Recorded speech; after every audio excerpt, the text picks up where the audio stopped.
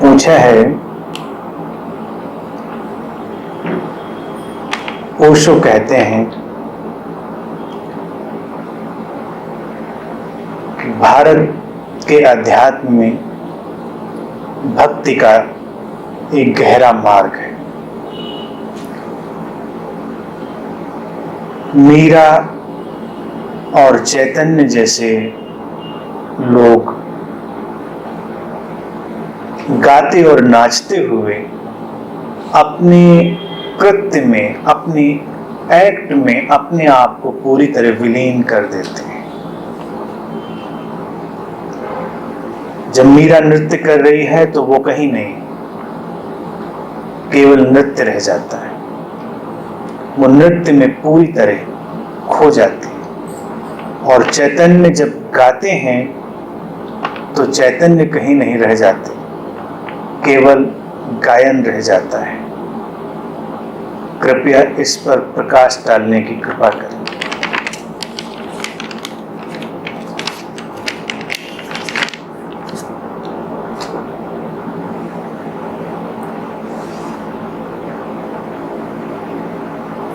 भक्ति मार्ग शब्द सबने सुना है और मैं अनंत पथ के मित्रों से निरंतर ये बात कहता रहा हूं कि भक्ति मार्ग जैसी कोई चीज नहीं होती। मार्ग या तो योग का है, ध्यान का है या तंत्र का है, भक्ति मार्ग नहीं है। भक्ति प्रेम जैसी घटना है, वो या तो है या नहीं है। अब जैसे प्रेम का क्या कोई मार्ग होता है? कहने को हम कह सकते हैं पाथ ऑफ लव, प्रेम का मार्ग, लेकिन वो मार्ग नहीं है। प्रेम की कोई विधि होती है क्या? प्रेम की कोई विधि भी नहीं हो सकती। हाँ, तुम अगर पुस्तकें देखने जाओ तो तुम्हें प्रेम पर भी बहुत सारी पुस्तकें मिल जाएंगी, art of loving, art of living की तरह। अब आर्ट ऑफ लविंग बड़ी मुश्किल बात है। प्रेम करना भी तुम्हें अगर सीखना पड़े तो उस कॉपी बुक स्टाइल प्रेम से कितने दिन काम चला पाओगे? रोज तुम्हें मैनुअल खोल के देखना पड़ेगा, क्या मिस हो गया है और क्या ऐड किया जा सकता है। प्रेम तो एक बहती हुई नदी की तरह है। वो अपनी ही ऊर्जा से, अपनी ही तीव्रता से बहती है और अपने बहाव से अपना मार्ग तय करती है। मार्ग के कारण नहीं बहती है, उसके बहने के कारण मार्ग बनता है। ये मूलभूत अंतर है। एक यात्रा है कि जब मार्ग है और तुम उस पर चल सकते हो। प्रेम और भक्ति ऐसी घटनाएं हैं कि जब वो जागृत होती हैं, सक्रिय होती हैं, तो उनके होने से कोई मार्ग बन जाता है, जीवन यात्रा आगे चल जाती है, लेकिन पहले से कोई मार्ग नहीं बना हो।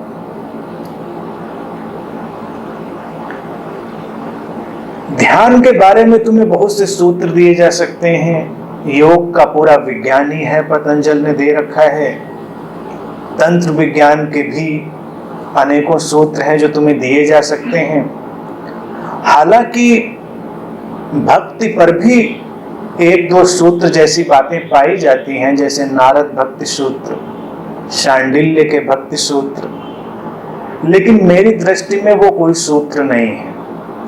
वो एक भक्त के द्वारा गाए गए कुछ गीत हैं। सूत्र का तात्पर्य होता है कोई सिस्टम, कोई व्यवस्था, कोई फार्मूला। प्रेम या भक्ति का कोई फार्मूला नहीं, उसका कोई सिस्टम नहीं। सब अपना अपना सिस्टम ईजाद करते हैं, सब अपनी अपनी तरह से प्रेम करते हैं और सब अपनी अपनी तरह से भक्ति करते हैं। ओशो ने जो कहा है, सारी बात ही बिल्कुल स्पष्ट है, स्वयं प्रकाशित है बात कि मीरा और चैतन्य जो भक्ति के गहरे प्रतीकों में से हैं, उनका जीवन ही अपने में उस भक्ति की घटना का प्रतीक है। भक्ति घटी है तो मीरा खो गई है। इसीलिए भक्ति आसान नहीं है, हालांकि वो सबसे आसान जान पड़ती है लोगों को, क्योंकि लगता है कुछ करना नहीं है, बस कुछ भजन गा लेंगे, घंटी बजा लेंगे, पानी चढ़ा देंगे तो भक्ति हो गई, या कुछ किताब पढ़ लेंगे, कुछ कर लेंगे, या कुछ खाली लोग इकट्ठे होकर भजन गा लेंगे। सत्संग ग्रुप होते हैं, वहां लोग इकट्ठे होते हैं, भजन गाते हैं नॉन स्टॉप, इससे भक्ति थोड़े हो जाती है। मीरा ने किसी का भजन थोड़ा ही गाया था, मीरा के अंदर से भजन फूटा था, मीरा के अंदर से उसका अपना गीत आया था, किसी का उधार गीत नहीं गाया था। ये अंतर है, मौलिक अंतर है। चैतन्य ने गाया, अपना ही गीत गाया, जो अस्तित्व ने उनके भीतर अवतरित कर दिया, एक बांसुरी की तरह उन्होंने उसे गूंज जाने दिया। तो भजन मीरा भी गाती हुई दिखाई देती है, नृत्य मीरा भी करती हुई दिखाई देती है, नृत्य और भजन करते हुए चैतन्य भी दिखाई देते हैं, रामकृष्ण भी दिखाई देते हैं। लेकिन इन सबके अंदर एक अलग ही विशेषता है, वो है इनकी मौलिकता। इसीलिए एक मीरा होती है, फिर दूसरी मीरा कभी नहीं होती। एक चैतन्य होता है, फिर दूसरा चैतन्य नहीं होता। एक रामकृष्ण परमहंस हो जाते हैं, दूसरा नहीं होता। एक जैसे युग तो वैसे कोई भी नहीं होते, लेकिन तुम योगियों की तो लंबी परंपरा पा सकते हो। एक ही तरह के सिस्टम में बने हुए योगी, एक ही तरह के सिस्टम में साधना करते हुए साधक, क्योंकि वहां कोई सिस्टम है। यहां तो ये अचानक खिल गया एक फूल है जो दोबारा कभी लौटेगा नहीं। भक्ति सबसे कठिन घटना है, प्रेम भी सबसे कठिन घटना है। जिसके अंदर भक्ति घट गई वो तो परमात्मा की उपलब्धि की ओर बस बढ़ ही गया है, अब ज्यादा दूरी नहीं रह गई, लेकिन बस घटने भर की देर है। भक्ति के पहले प्रेम का सोपान घटता है, प्रेम की सीढ़ी, अपने से प्रेम, अपने आसपास से प्रेम, इस जगत से प्रेम, धीरे धीरे प्रेम का विस्तार होता है और वो भक्ति में बदल जाता है। जो अभी प्रेम की सीढ़ी से नहीं गुजरा वो एकदम से भक्ति में भी नहीं जा पाएगा। मीरा या चैतन्य जैसे लोग वो सब सीढ़ियां पार कर चुके हैं। आम व्यक्ति प्रेम से क्यों घबराता है? प्रेम की मांग तो जरूर करता है, लेकिन प्रेम से घबराता इसलिए है क्योंकि प्रेम में अपने को खोना पड़ता है। प्रेम में अपनी आइडेंटिटी, अपनी पर्सनालिटी खो देनी पड़ती है। इसी को ओशो कहते हैं कि जब मीरा का नृत्य है तो मीरा नहीं है कहीं। ये बात सुनने में जितनी सरल जान पड़ती है उतनी ही दुरूह है, उतनी ही कठिन है, क्योंकि हम स्वयं रहते हुए ही सब कुछ करते हैं। अड़चन यही है। श्री कृष्णमूर्ति से जब भी कोई पूछता था कि मेरे जीवन में ये प्रॉब्लम है या वो प्रॉब्लम है, मैं क्या करूं, तो उनका अक्सर एक ही उत्तर होता था, यू आर द प्रॉब्लम। तुम ही समस्या हो, कोई और समस्या नहीं। अगर तुम ही समस्या हो तो समाधान कहां से लाओगे? फिर तुमको ही हटना पड़ेगा। यानी कि अपने और परमात्मा के बीच तुम ही दीवार बनकर खड़े हो और तुम्हें लगता है कि तुम रहते हुए ही उसको उपलब्ध हो जाओगे। अब जैसे कोई एबीसी पर्सन है, एबीसी व्यक्ति है, तो वो एबीसी रहते हुए बुद्धत्व को उपलब्ध नहीं होगा। जब एबीसी समाप्त हो जाएगा तो बुद्धत्व घट जाएगा। तो कभी ये कहने जैसी घटना नहीं बनती कि ABC बुद्धत्व को उपलब्ध हो गए। अगर बुद्धत्व घट गया तो वो रहे ही कहां। इसी का इशारा है कि मीरा नहीं है, उसका नृत्य है, घटना है जो उसके माध्यम से अब घट रही है। चैतन्य जब गा रहे हैं तो केवल एक भावना का विस्तार हो रहा है और जो व्यक्ति है, व्यक्तित्व है, वो हट गया है। इसीलिए प्रेम की आकांक्षा रखते हुए भी लोग प्रेम से हमेशा दूर बने रहते हैं, क्योंकि वो अपने को मिटाना नहीं चाहते। तुम्हारा प्रेम पात्र ही तुम्हें सबसे खतरनाक व्यक्ति लगता है, क्योंकि जैसे तुम उसके निकट आने लगते हो तुम मिटने लगते हो, और अगर तुम अपने को बचाने की कोशिश करते हो तो प्रेम में गहराई नहीं आती। प्रेम में अगर गहराई आती है तो तुम नहीं रहते, बड़ी अड़चन। इसी का शुद्धतम रूप भक्ति है कि जब तुम पूरी तरह ही मिट गए तो भक्ति घट गई। फिर तो अस्तित्व ही तुम्हारे माध्यम से कुछ करता है। फिर कोई नीति नियम नहीं, कोई कर्मकांड नहीं, कोई विधि विधान नहीं। क्या भक्ति का भी कोई विधि विधान हो सकता है? आमतौर से तुम्हारे पंडित पुरोहित तो बताते ही हैं कि आरती ऐसे होनी चाहिए, इस मुहूर्त में होनी चाहिए, और पूजा इस तरह से होनी चाहिए, ये सामग्री होनी चाहिए। कुछ कम रह गया तो जैसे बड़ी अड़चन है। ये चीजें होनी चाहिए, ये कृत्य होने चाहिए, तो भक्ति कहाँ रह गई? भक्ति का किसी विधि विधान से लेना देना नहीं। जब रामकृष्ण परमहंस काली के मंदिर में पूजा के लिए नियुक्त हुए तो जो मंदिर के लोग थे उनको यही अड़चन आई। कुछ दिनों में सूचना मिली कि अजीब आदमी है, कभी तो सुबह से शाम तक पूजा अर्चना करता रहता है और कभी 2-2, 3-3 दिन तक मूर्ति के पास नहीं आता। ना कोई स्नान है, ना कोई पूजा अर्चना, ना कोई भोग। और भोग भी चढ़ाते हैं तो पहले खा लेते हैं, फूल चढ़ाते हैं तो पहले सूंघ लेते हैं। कभी रात के 3 बजे उठ के देवी को नहला देते हैं। बड़ी समस्या हुई। तो मंदिर के जो कर्ता धर्ता थे उन लोगों ने कहा कि भाई ये क्या है, ये अधार्मिक कृत्य है, तुम नियम से पूजा अर्चना नहीं कर रहे हो, हम तुमको मंदिर से निकाल देंगे। रामकृष्ण ने कहा कि ठीक है, तुम्हारी मर्जी, मंदिर तुमने बनाया है, मैं तो देवी के साथ रहता हूं, वो जैसा कहती है वैसा कर देता हूं।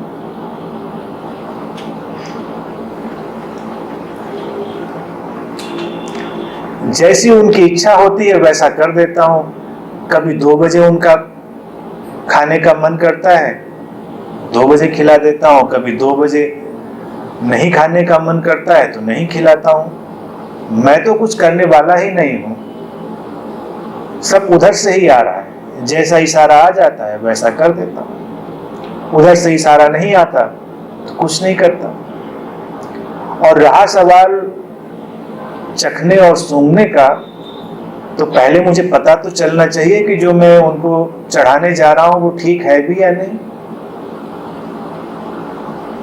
तो भक्ति तो ऐसी बेढंगी है, भाव हमेशा बेढंगा होता है, लेकिन तब जब तुम्हें अस्तित्व माध्यम बना के तुम न रह जाओ, नहीं तो बेढंगेपन के नाम पर भी तुम बड़ा उपद्रव कर सकते हो। मनुष्य तो ऐसा है कि उसको कोई भी बात पकड़ में आ जाए उसको ही वो उपद्रव बना सकता है। अल्बर्ट आइंस्टीन के इस वक्तव्य से मैं बहुत प्रभावित हूं, जिसमें वो कहते हैं कि ब्रह्मांड और मानवीय मूर्खता की कोई सीमा नहीं, दोनों असीम हैं। सद्गुरु जिन जिन बातों में समाधान देते हैं उन समाधानों को ही हम समस्या बना लेते हैं। जो जो बातें हमारे लिए मार्ग बन सकती हैं उन्हीं को हम दीवार बना लेते हैं। कहीं कोई आग्रह नहीं।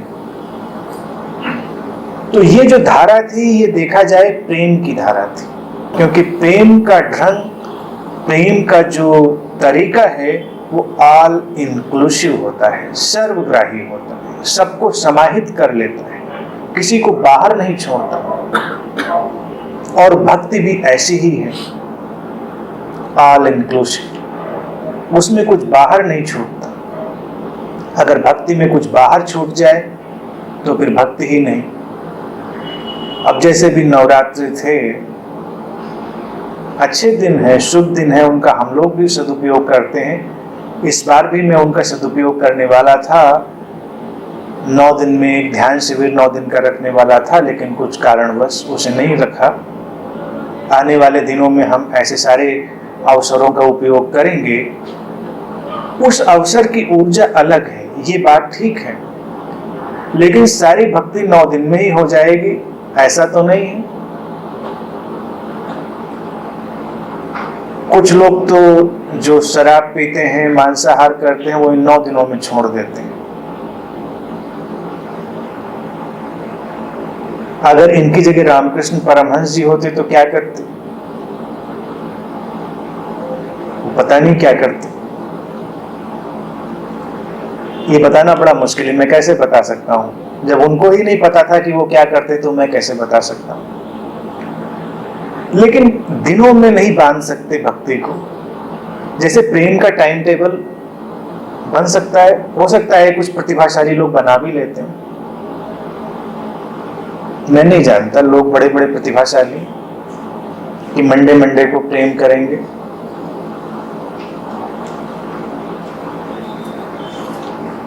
अब प्रेम तो एक आंधी की तरह है, तूफान की तरह है। कब उठता है और कब नहीं उठता है, इस पर हमारा कोई अनुमान काम नहीं कर सकता। भक्ति भी ऐसी है। इसीलिए मीरा के जीवन को जब देखोगे तो वो एक आंधी के झोंके की तरह है। जैसे आंधी उठती है वो उठी और विलीन हो गई। चैतन्य को देखोगे वो भी एक झोंके की तरह। किसी भी भक्त को तुम देखोगे वो एक हवा के झोंके की तरह है, उठता है और कब कहां जाके ठहर जाता है कोई नहीं जानता। इसीलिए भक्ति का अपना ही एक जगत है, और वो घटता तब है जब तुम्हारा व्यक्तित्व समाप्त हो जाता है। हम जितनी साधनाएं करवाते हैं, ध्यान विधियां देते हैं, उनमें हम जो काम करते हैं वो कोई बड़ा भारी काम नहीं है। कोई भी सद्गुरु वही करता है। ध्यान विधियों के माध्यम से तुम्हारे व्यक्तित्व को गिराने की कोशिश करी जाती है। तुम्हारी कंडीशनिंग को, जो तुमने पहले से इतना अपना आइडेंटिफिकेशन डेवलप कर लिया है, अपना परत दर परत एक व्यक्तित्व बना लिया है, तो विधियों से उस परत दर परत व्यक्तित्व को गिराने की कोशिश होती है। और जब व्यक्तित्व गिर जाता है तो जो घटना है वो अपने आप घटती है, उसे कोई नहीं घटाता। भक्ति इसीलिए दुर्लभ है। ये उसको ही उपलब्ध होती है जिसका व्यक्तित्व अपने आप गिर गया है, या उसने उस व्यक्तित्व को गिर जाने दिया है। तो अचानक वो इस विराट अस्तित्व, इस परमात्मा से रूबरू हो जाता है, उसके आमने सामने हो जाता है। और जब तुम इतनी विराटता के आमने सामने होगे तो तुम कहां बचोगे? फिर वही बचता है, हर कृत्य में वही होता है। अंत में अगर देखा जाए तो यही घटना सभी के साथ घट जाती है। वो किसी भी धारा से चल रहे, चाहे वो योग मार्ग से जा रहे हो, चाहे ध्यान से जा रहे हो। ध्यानी भी अंत में बहुत कोमल, मधुरता से भरा हुआ अस्तित्व की बांसुरी की तरह हो जाता है। अगर ध्यानी भी इतना कोमल और मधुर ना हो जाए, योगी भी इतना कोमल और मधुर ना हो जाए, तो अभी कुछ शेष रह गया।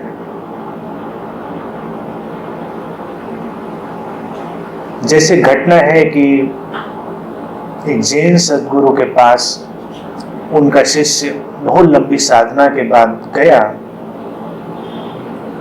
और उसने कहा कि गुरुदेव, मुझे शून्यता की उपलब्धि हो गई है। तो सद्गुरु ने कहा कि ये बहुत महानतम घटना है, कभी कभी घटती है। अब तू ऐसा कर, इस शून्यता को भी ले जाकर बाहर फेंक दे। जैन सद्गुरु थोड़ा पहेलियों में बात करते हैं, यानी कि शून्यता भी बच गई है, इसका उसको पता है, तो अभी कुछ अटका है। जब शून्यता घट जाएगी और कोई जानने वाला भी ना रहेगा, तब वास्तविक शून्यता होगी। अब जैसे लोगों को पकड़ जाता है कि हम नो माइंड मेडिटेशन करेंगे, जब विचार नहीं रहते हैं तो वो नो माइंड होता है। फिर वो विचार करते हैं कि अब कोई विचार नहीं रहा मेरे अंदर, तो ये विचार तो खड़ा ही है कि कोई विचार नहीं रहा। ये बताने वाला तो है ही कि अभी अंदर शून्य हो गया है। जब कोई बताने वाला भी ना रहे, तब शून्यता, तब भक्ति, जब तुम रहे ही नहीं। और जब तुम रहे ही नहीं, तब तुम्हारा कोई क्या बिगाड़ सकता है। घटना पढ़ते हो कि मीरा ने जहर पी लिया और कुछ नहीं हुआ, तो कुछ लोग काफी भक्ति करके जहर पीने की कोशिश कर सकते हैं और वही परिणाम होगा जो होना चाहिए। मीरा के साथ सचमुच में हो सकता है ऐसा हुआ हो सकता है घटना प्रतीकात्मक हो, कुछ भी हो सकता है। लेकिन जब वो बीच में नहीं है, तो जहर भी जब जाएगा उस शरीर और मन के यंत्र में, तो उससे अस्तित्व रिस्पॉन्स करेगा। और अस्तित्व में तुम देखते हो सब खप जाता है, सब समाहित हो जाता है। तो अगर कोई इतना अस्तित्व में हो गया है, तो उस पर जहर भी काम नहीं करेगा। अगर तुम हो तो जहर काम करेगा। अगर तुम बीच से हट जाओ, ये प्रयोग हो सकता है, अगर तुम बीच से हट जाओ तो हो सकता है तुम भी मीरा जैसे हो जाओ। ये अस्तित्व तुम्हें 24 घंटे में थोड़ी देर के लिए मीरा जैसा हर बार बनाता है, चैतन्य जैसा हर बार बनाता है, नहीं तो तुम जी ही ना पाओ। जब तुम सोते हो, तुम थोड़ी देर के लिए हट जाते हो, तुम्हारा मन हट जाता है और तुम्हारे शरीर की हीलिंग होती है, तुम्हारे शरीर में रिजुविनेशन होता है।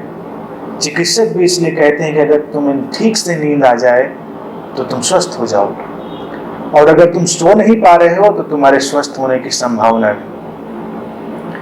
तुम सोते हो तब क्या होता है, तुम नहीं रहते।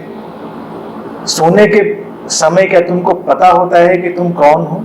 ध्यानी हो, गैर ध्यानी हो, साधु हो, असाधु हो, स्त्री हो, पुरुष हो, कुछ भी पता रहता है? कुछ भी पता नहीं रहता। जागते हो तब पता चलता है कि हाँ, कुछ विश्राम पूर्ण घटा था। थोड़ी देर के लिए तुम्हारी सारी आइडेंटिटी अस्तित्व पहुंच देता है, और उस बीच कुछ भी नहीं होता। तुम्हारे ऊपर कोई भी नकारात्मक प्रभाव नहीं पड़ता, और तुम्हारे अंदर से जो शक्ति है वो दौड़कर तुम्हारी एक एक कोशिका में प्रवेश कर जाती है। अगर जीते जी जागते जागते हम ऐसा कर सकें तो हमारे जीवन में चमत्कार प्रवेश कर जाएंगे। चमत्कार का अर्थ ही ये है कि वो तब घट रहा है जब उसकी कोई अपेक्षा नहीं। तो मीरा और चैतन्य, इनकी जो भक्ति है, इनका जो कृत्य में पूरी तरह समाहित होना है, वो घटता है, उसे घटाया नहीं जा सकता, उसकी विधि नहीं है। इसलिए प्रेम में डूबो। कम से कम प्रेम के बारे में तो तुम थोड़ा बहुत जानते ही हो। भक्ति की चिंता मत करो, और भक्ति में कायदे कानून नीति नियम की चिंता मत करो। अब पंडित पुरोहितों की थोड़ी चिंता कर सकते हो, उनके प्रति इतना विरोध से भरने की बात नहीं। वो भी बेचारे क्या करेंगे, इतने दिन से उनका काम धाम है, तो उनके हिसाब से भी थोड़ा चल लोगे तो कोई अड़चन नहीं है। सबका काम चलना चाहिए, उनका भी काम चले, लेकिन मौलिक बात को तो जानो कि उसका कोई विधि विधान नहीं, उसका कोई आयोजन नहीं। तुम अपनी मस्ती में अपने ढंग से चलो, और अस्तित्व को अपने भीतर से अपना काम करने दो, तो तुम्हारे अंदर भी वही संभावना।